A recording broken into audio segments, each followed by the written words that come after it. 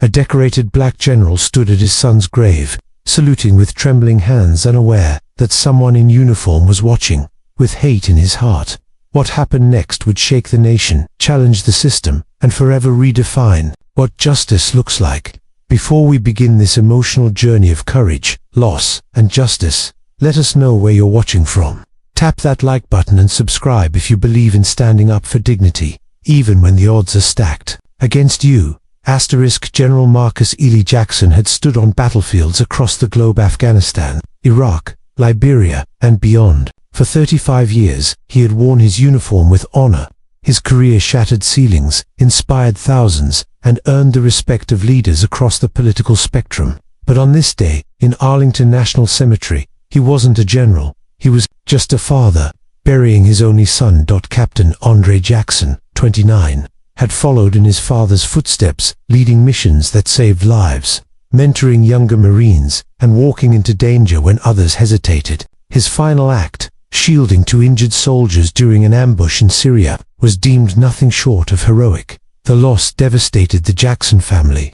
Marcus's wife, Eleanor, a quiet force of strength, hadn't spoken more than a few words since the knock on their door. Their daughter Maya, a civil rights attorney, flew home immediately with her husband and their teenage son, Tyler, who idolized his uncle. This funeral wasn't just about grief, it was about legacy, about history, about the quiet, aching strength of a black American family that had given everything to a country that had often given them very little in return. General Jackson personally selected every medal, every pin, and even the placement of the flag that would cover Andre's coffin. "My son deserves to be carried by his father's hands, not by protocol," he'd said. As preparations moved forward, one-man Sergeant Victor Reynolds, 43, received his assignment from the city police, assist with external security at the funeral of a fallen Marine. He scoffed when he saw the name, Jackson. He muttered, "Figures." Victor Reynolds wasn't assigned because of his professionalism. He was assigned because his commanding officer believed the presence of a white officer at a Heartfelt black funeral would look balanced. What they didn't know or chose to ignore was that Reynolds had a file littered with informal complaints, use of excessive force, racial profiling, intimidation. Nothing had ever stuck. His union reps made sure of that, but deep down everyone knew Reynolds didn't respect what Jackson stood for. He resented it. It was a bright, cloudless day when the funeral took place. Rows upon rows of white tombstones stretched across the green horizon, uniform in death as they had never been in life. Vice President, military brass, senators, and generals all arrived to honor Captain Jackson. But it was Marcus who stood tallest that day, not because of his uniform, but because of his poise. He took the podium with the presence of a man who had led hundreds, but the heartbreak of a father who had lost his world. Andre knew that to wear this uniform was to carry weight, history, struggle, and responsibility. He never ran from that. He ran toward it, and he gave his life doing what he loved, protecting others. Even the most hardened Marines wiped away tears. Reynolds, standing off to the side, watched the ceremony with a clenched jaw.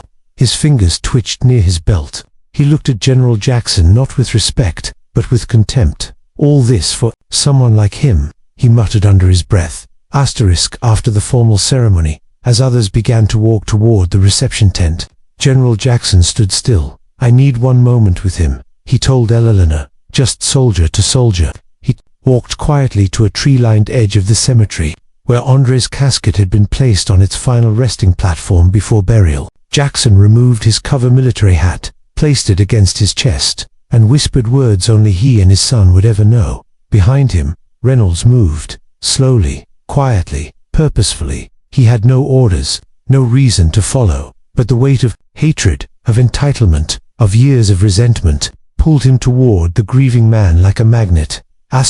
"What a show," Reynolds said, loud enough for Jackson to hear. The general turned slowly, calm, confused. "Excuse me, all this ceremony. For someone like you," Reynolds continued, "it's a disgrace. The Marines used to mean something before they let anyone wear that uniform. There were no shouts, no slurs, just a low, poisonous tone, deliberate, controlled, dangerous." Jackson's training kicked in. "Sergeant, I suggest you return to your post." But Reynolds stepped closer, too close. "You think that uniform erases who you really are?" Unknown to either man, young Tyler had wandered back toward his grandfather, his phone recording, as he liked to do, little moments of family life. What he captured would later be played on every major news channel, every courtroom, and every timeline in America. Reynolds, eyes blazing, reached for his belt knot, drawing his weapon, but placing a hand just inches from it. A clear threat. General Jackson didn't flinch. He didn't step back. He simply said, "You've disgraced the badge, but this moment, this will be remembered." Tyler's video would change everything. Within hours, the footage was online. Within days, Reynolds was suspended. Within weeks, the nation was watching. But what began as a confrontation at a funeral would become something much more profound, a battle for accountability, truth, and dignity in a system that had for too long turned its face away from injustice. They say, silence can echo louder than any sound, and in the hours that followed the funeral, the silence inside the Jackson home felt like a thunderstorm held behind glass. No one spoke. No one knew what to say. General Marcus Jackson sat at the edge of his son's bed, the room still untouched since Andre's last visit home. The sunlight streamed through half-open blinds, casting long stripes across the dusty bookshelves. The medals and the folded American flag he now carried like a weight strapped to his chest. Downstairs, his grandson Tyler sat hunched over a phone. His hands trembled. He had watched the video back at least a dozen times. Each time it felt less real and more terrifying. But something inside him kept whispering, "This matters. People need to see this." So he clicked upload. The footage went live at 4:18 p.m. By 6 o'clock, it had been reposted on a dozen social media platforms. By 8 o'clock, it was on national news. By morning, it had been seen by over 12 million people. There was no dramatic music, no narration, just a shaky phone recording and the unmistakable image of a grieving military general being threatened by someone in uniform, someone who should have been protecting the peace, not shattering it. The public reaction was instant. The comments flooded in. This man buried his son and still showed more dignity than most could muster. If this can happen to a decorated general, what chance does an ordinary person have? That officer needs to be held accountable now. But amid the noise, the Jackson family stayed quiet. They weren't chasing headlines. They weren't looking for revenge. They were mourning and healing.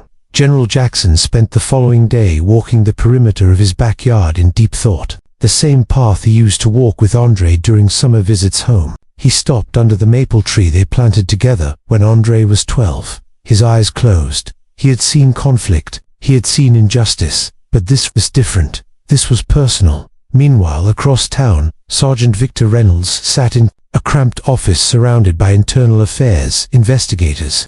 He hadn't said much, but the defensiveness in his posture said enough. "It's all been taken out of context," he insisted. "He came at me first." When asked about the footage, he scoffed. "That's a kid recording a private moment. You can't trust videos like that." But the truth had already taken flight and the world had started watching. Protests began forming outside City Hall, peaceful, powerful, and organized. People held signs not just with General Jackson's name, but with the names of others who had faced injustice quietly. Names too often forgotten in files and courtrooms. One sign read, "Respect doesn't wear a uniform, it lives in the heart." Another, "This time we won't look away." General Jackson received dozens of calls from senators, retired generals, civil rights leaders, even a quiet voicemail from the president himself. But he returned none of them. Not yet. He needed time. Time to reflect. Time to process. Time to decide how to respond. It was his daughter Maya who finally broke the silence at dinner that Sunday evening. The Jackson family sat around the long, wooden table, the same one where birthdays had been celebrated, battles had been debated, and blessings had been said. Maya looked across the table at her father, her voice steady. "Dad, the world is watching. Not for the spectacle. Not for the drama. They're watching to see what dignity looks like under pressure. They're watching you." Elalana reached out and placed her hand over Marcus's. Her touch said everything. She didn't have the strength to speak aloud. Tyler stayed quiet, eyes cast down, as if unsure whether he had done something right or something dangerous. Marcus finally spoke. "I spent my entire career teaching young Marines that leadership isn't about power, it's about presence, about standing tall when it's uncomfortable, about carrying the weight even when your knees are shaking. Maybe this is just one more mission. The next morning, the family agreed. General Jackson would speak publicly, not to retaliate, not to accuse, but to raise the bar. The press conference was scheduled for Friday morning at the National Museum of American History in DCA. Deliberate choice, surrounded by the artifacts of struggle and progress. Marcus Jackson would add his voice to that legacy. When the day came, the room was full. Cameras clicked, reporters whispered, lights flooded the podium. But when General Jackson stepped to the microphone, the room went still. He didn't read from a script. He didn't raise his voice. He simply told the truth. Last week, I laid my son to rest. He began. Captain Andre Jackson, a Marine, a leader, a man of courage, honor, and deep love for this country. He paused, took a breath. I did not expect that. In my moment of greatest grief, I would have to face a reminder that some still see the uniform differently depending on who wears it. There were no dramatics, just truth. I'm not here to vilify anyone, but I am here to say enough. Enough looking away, enough excuses, enough of assuming that titles make people just it's the actions behind those titles that define us. He looked out across the room, his voice calm but unshakable. If someone like me, someone who has served this country for decades, can be treated this way while burying my child, then no one is safe from prejudice. And that should concern every one of us.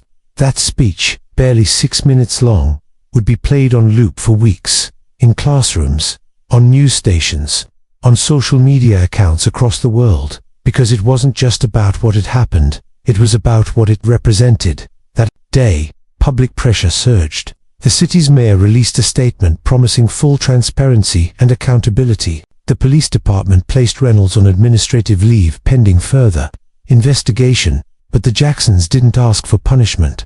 They asked for progress. General Jackson declined interviews, but issued a short statement through his daughter's legal office. We seek not vengeance, but values. Let this moment lead to something better for all Americans. In homes across the nation, parents showed the video to their kids and said, "This is how you stand up for something without shouting. This is what strength looks like." Tyler, once embarrassed by his trembling hands while recording, now found messages flooding his inbox, from veterans, from teachers, from students, even from police officers. One message read, "You caught the moment the world needed to see. Thank you."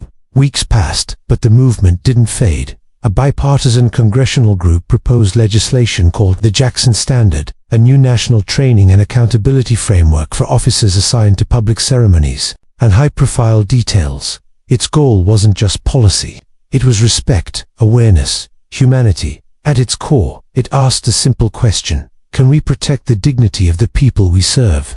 Sergeant Reynolds was eventually tried not only for misconduct, but for violating federal protocol related to harassment during military ceremonies. The evidence was clear. The judgment was swift. And yet, the story wasn't about him. It was never about him. This was the story of a family that had given everything and still chose grace, of a young boy who recorded truth not out of rebellion, but out of love, of a father who turned heartbreak into hope, and of a country that, just for a moment, looked itself in the mirror and asked, who do we want to be? Because sometimes, the most powerful battles don't happen on battlefields. They happen in cemeteries, where silence dares to speak. They happen in front of podiums, where a father chooses truth over rage. They happen in living rooms, where children ask their parents why, and we try to give them an answer worth believing in. And they happen in hearts quietly, steadily. UNSHAKABLY. Where courage lives. Asterisk. It started with a letter. A single envelope slid under the door of Maya Jackson's office late one rainy Tuesday evening. No stamp, no return address, just her name written in uneven capital letters. She almost threw it away, but something told her to open it. Inside was a handwritten note, 3 lines, scribbled in shaky pen. I saw what happened. I've seen it before. If you want to know more, meet me by the river wall. Thursday, 5 p.m. Come alone. No signature, no name. She read it twice. Then again. This wasn't some internet troll or casual bystander. Whoever wrote this had seen something and was scared enough to risk everything to share it. Maya had always believed justice required patience, but this moment asked for courage. So she went. At exactly 5 o'clock, She stood at the crumbling edge of the old Potomac River wall, the city skyline glowing behind her. A figure stepped out from the shadows. A man in a wrinkled city utility jacket, mid-50s, gray stubble, eyes that had seen too much. "I used to clean the precinct," he said softly. "They thought no one paid attention to the things they said when I was mopping floors." Maya nodded slowly. "Let him speak. I remember that officer, Reynolds. I remember the jokes, the way he talked about your father, your brother, even you. It wasn't just one bad moment at that funeral. It's who he's always been." He pulled a small flash drive from his pocket. They recorded each other sometimes, bragged. This one, he didn't mean to leave it behind, but he did. Maya took the flash drive gently. "Why give it to me?" The man looked down at the river. "Because your family deserves more than silence." He walked away without another word. What Maya found on that flash drive would change everything. It wasn't just inappropriate comments, it was targeted hostility. In his own voice, Sergeant Reynolds had mocked the Jackson name, scoffed at military honors, and even admitted to manipulating reports during traffic stops involving minority citizens. The recordings were time-stamped, dated, unmistakable. She sat back in her chair, her heart heavy not with rage, but with resolve. The legal case had begun as an isolated investigation into a single act of misconduct, but now it had the weight of history behind it. Now it had proof. Maya brought the evidence to the state attorney's office herself. "I'm not just filing a motion," she told them. "I'm filing a promise that silence will not be the ending to this story." Her calm confidence, her deliberate professionalism began to make waves. This wasn't a family seeking fame or vengeance. This was a family setting a new precedent. The media called it the Jackson Reckoning, but inside the family, they never used that phrase. They still gathered every Friday for dinner, still prayed before meals, still spoke of Andre in the present tense as if courage never truly dies. Tyler, once the quiet observer, began speaking at schools. His video had sparked a movement, and now he was using his voice to tell students across the country, what you record can reveal truth. What you share can shape justice. One afternoon, while waiting backstage at a youth leadership summit in Chicago, he received a message that made his breath catch in his throat. "Hey Tyler, I'm 16. My dad was in the army too. I saw what you did. It gave me the courage to report what happened in my school." They listened. For the first time, they actually listened. "Thank you."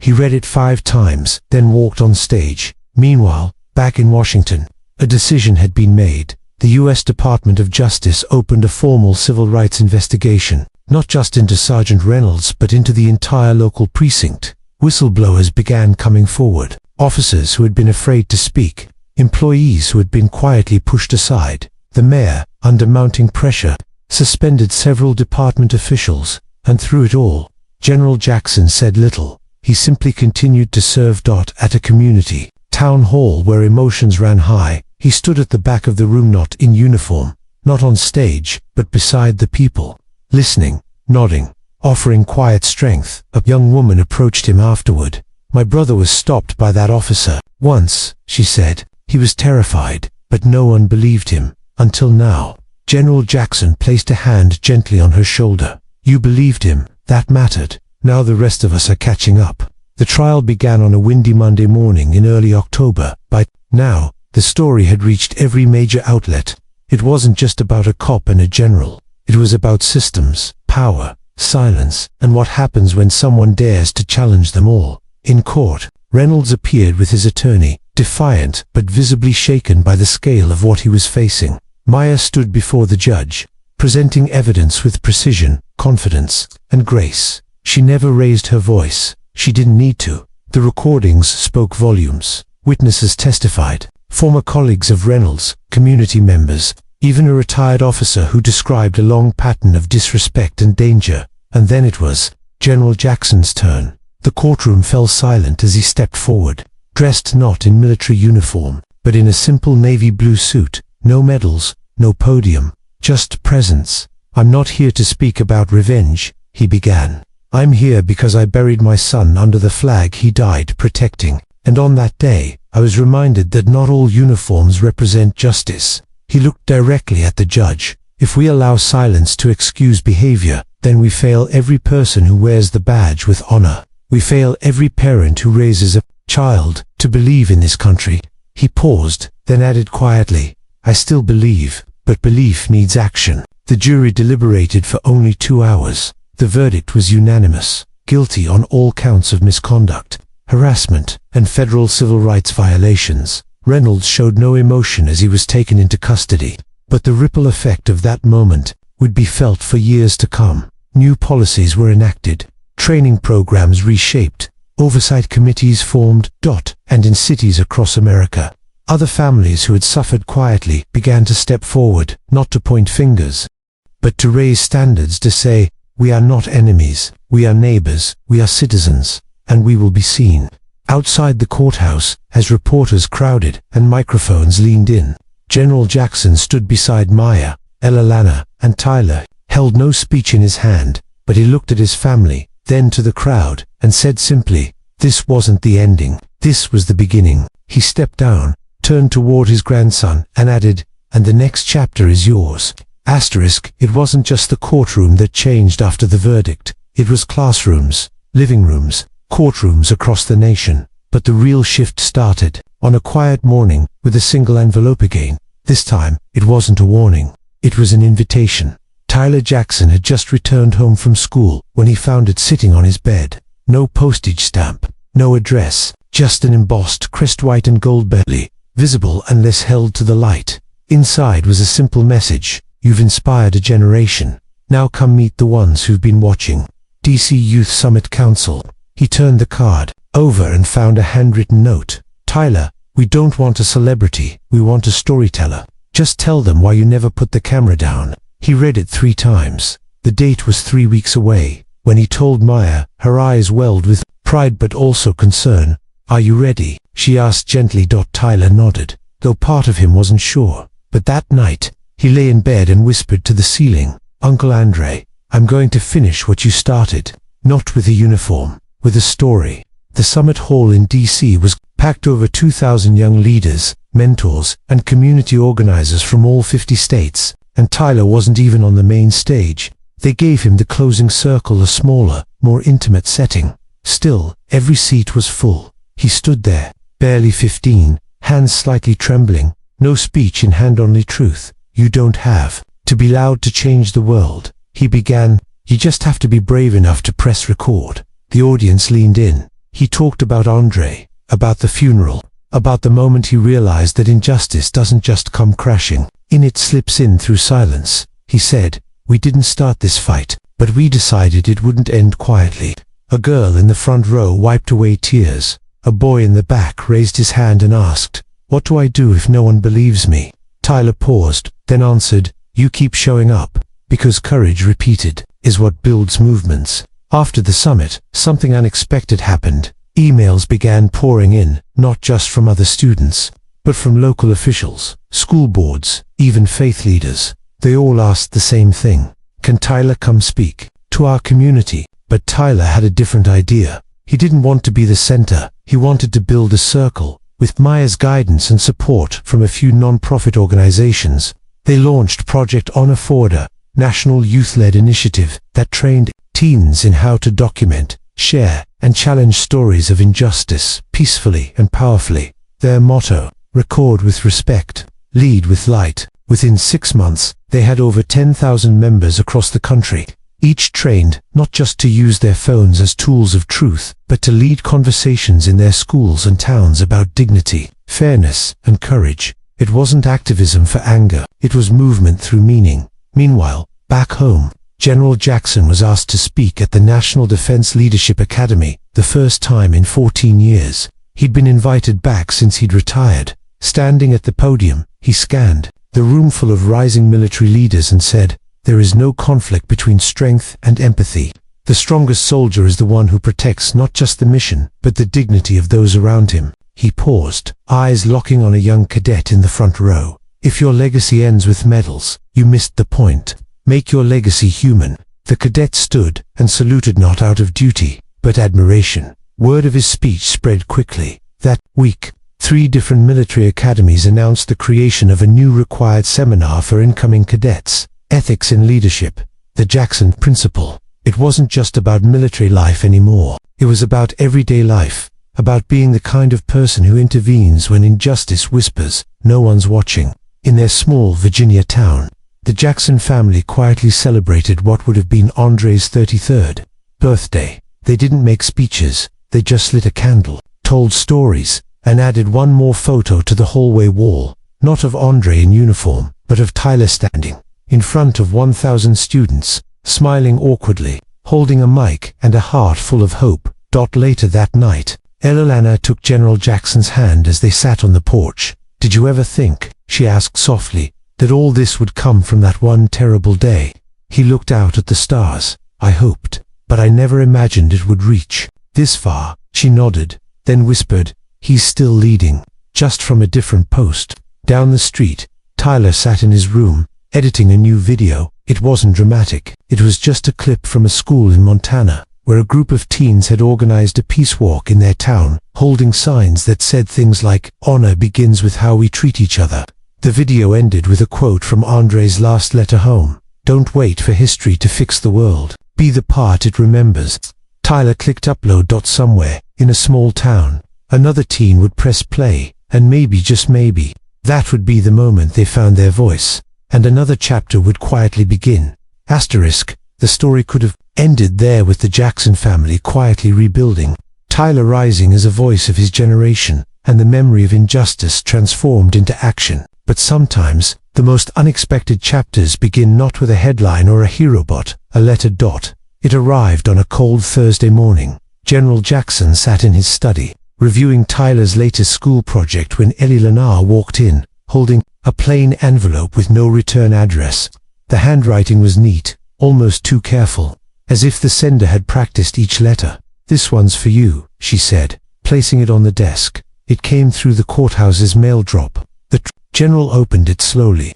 His eyes paused at the signature before returning to the beginning. "Dear General Jackson, you have no reason to read this, and even less to believe it. But I've spent the last year with only one prayer, that someday someone would hear me and that maybe it could be you. My name is Elijah Brooks, and I believe you knew my brother." The name meant nothing at first, but as Jackson continued reading, the pieces began to connect. Elijah Brooks was the half-brother of Victor Reynolds, same mother, different fathers, different paths. One had chosen uniform and control, the other, silence and distance. But Elijah wasn't writing to defend Victor. He was writing to reveal something no one knew, not even the courts. "Years ago, when Victor and I were still boys, we lived with a man who believed fear was discipline and silence was power.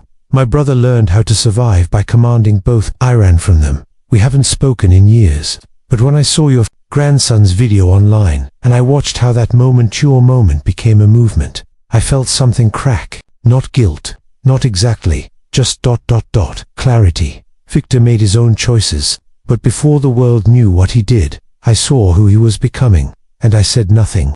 I thought distance would protect me, but it only protected the silence. So I'm writing now, because I want to do what I didn't have the courage to do then."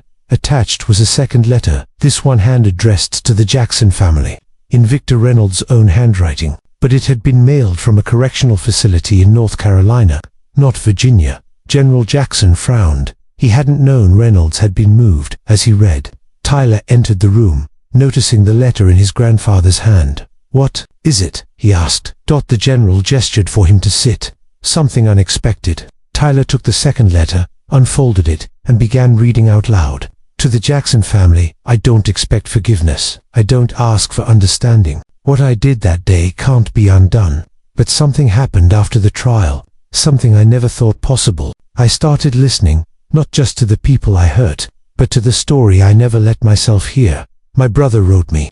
He told me about the videos, about Tyler, about all of you. And I realized I'd never seen your family for who you were, only for who I wanted to blame. It doesn't change what I did, but I'm trying to change who I am." The letter went on not as an apology wrapped in excuse, but as a slow unfolding of a man finally confronting a lifetime of bitterness. He had enrolled in a prison reconciliation course, he had joined a restorative justice circle, and for the first time, he had written his mother and admitted everything. Tyler put the letter down, unsure how to feel. Maya later called it the most difficult piece of mail they'd ever received. But the general said something different. It's a beginning, he told them. Not for him. For us. Because healing doesn't depend on their journey. It depends on what we do with ours. Weeks later, something even more surprising happened. Elijah Brooks visited Virginia. He asked to meet quietly, privately, not with cameras or crowds, just with the family whose story had unknowingly freed him from years of internal silence. In the Jacksons' living room, Elijah spoke not as a brother of a man who hurt them, but as a man reckoning with what silence had cost him. I watched the trial from a motel room, he confessed. I didn't think I deserved to grieve, but I did. Not because I knew Andre, but because I knew what it was like to lose someone to a system that forgets people aren't born broken, they're broken slowly. Tyler looked up and said, "Then help us build something better." From that conversation came an unexpected branch of Project Honor Forward. Voices left behind, a mentorship program for families who carried the weight of someone else's wrongdoing, not as excuses, but as bridges. Because some stories begin at the point of pain, but they don't have to end there. They just need someone brave enough to keep telling the truth. At the program's first national gathering, Elijah Brooks stood beside Tyler and Maya, speaking for the first time on a public stage. He didn't talk about Victor. He talked about the moment he chose to write that letter. When you stay silent long enough, he said, you start to believe your silence is who you are. But I've learned that healing doesn't start when someone says sorry. It starts when someone tells the truth, even if it's decades late. The crowd stood in applause. Later, as the sun set on that unforgettable evening, General Jackson stood alone at the edge of the field where the event had been held. His cane rested beside him. His gaze was steady, reflective. Elena joined him, wrapping her arm around his. "You think Andre would have believed all this would happen?" "No," he said quietly. "I think he hoped for even more." And with that, the wind picked up just slightly, carrying with it the sound of young voices rising across the field, preparing for tomorrow, shaped by a story the world almost didn't hear. But now, it echoed. Because someone chose to remember. The stage was set beneath a rising summer sun, the kind that gently nudged awake both the earth and the memories it carried. A modest ceremony had been planned that morning at the heart of Washington, D.C., just steps away from the Lincoln Memorial. But what unfolded was something far greater, something no one had anticipated, yet everyone would remember. It began with a single chair, placed at the center of the marble steps. The chair was plain wooden, polished, and empty. A plaque on the back simply read, "For those who stood alone until others stood with them." People began gathering as early as dawn.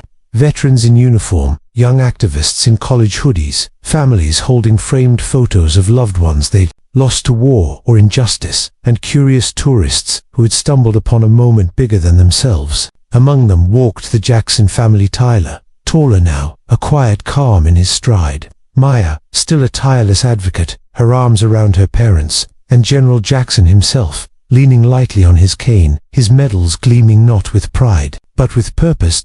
Today wasn't a day of mourning. It was a day of declaration. Tyler was the first to take the microphone. His voice, once hesitant and high, had settled into something that filled the air with quiet confidence. "I used to think legacy was about what you leave behind," he began. "Now I know. It's about what you build before you go." He paused, letting the words settle. "My uncle gave his life for a country that didn't always fight for him. My grandfather nearly lost his freedom for standing in silence. But silence became strength, and pain became power, because they chose not to let their story end in sorrow." He gestured to the crowd.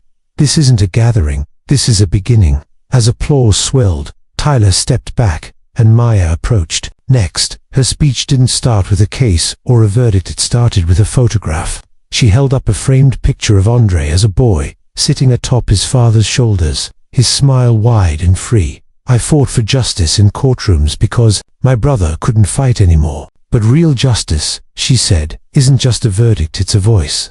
Her eyes scanned the crowd. "And today, your voices are changing history." Suddenly, a group of students from across the country began forming behind the Jacksons. They weren't politicians or celebrities, they were young leaders from the Project Honor Forward programs.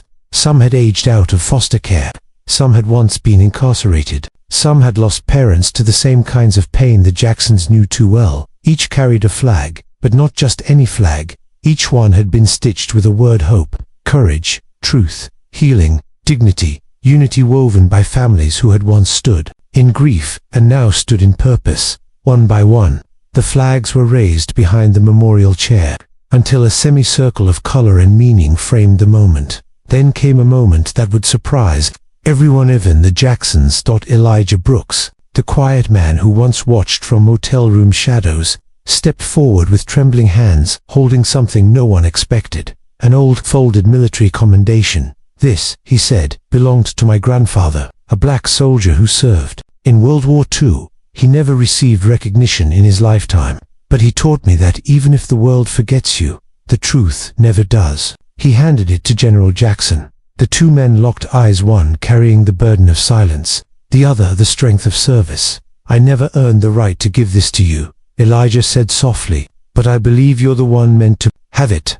The general looked down at the commendation, its edges worn, its colors faded, but its meaning eternal. He accepted it, then placed it gently on the memorial chair, and then, in a gesture that would later be replayed across media outlets around the world, he turned to Tyler and Maya. "This," he said, "isn't about what was taken from us. It's about what we give back, stronger, wiser, unshaken."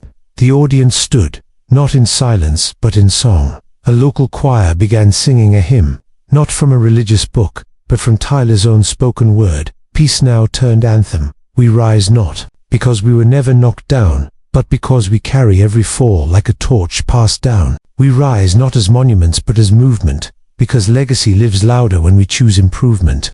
As voices rose in harmony, news cameras rolled. But this moment wasn't made for headlines, it was made for history. That evening, as the Jackson family returned home, they found a small crowd waiting outside. Neighbors, former students of Andre's, veterans he had mentored, children Tyler had coached in debate. One by one, they came to say thank you, but it was the smallest of them, a 7-year-old girl holding a handmade card who said something that made Alana weep quietly. "My dad said your family made the world kinder." The general looked down, smiled gently, and said, "Then your dad understands everything." Inside the house, the letter from Victor Reynolds remained tucked in a drawer, not as a wound, but as a reminder. Not every story ends in peace, but every story can begin with truth. And sometimes, that's enough to change the world. Because in the end, the Jacksons didn't just survive injustice, they outlived it, they outshined it. They rewrote its ending, and now, because of them, 1,000 new stories were just beginning.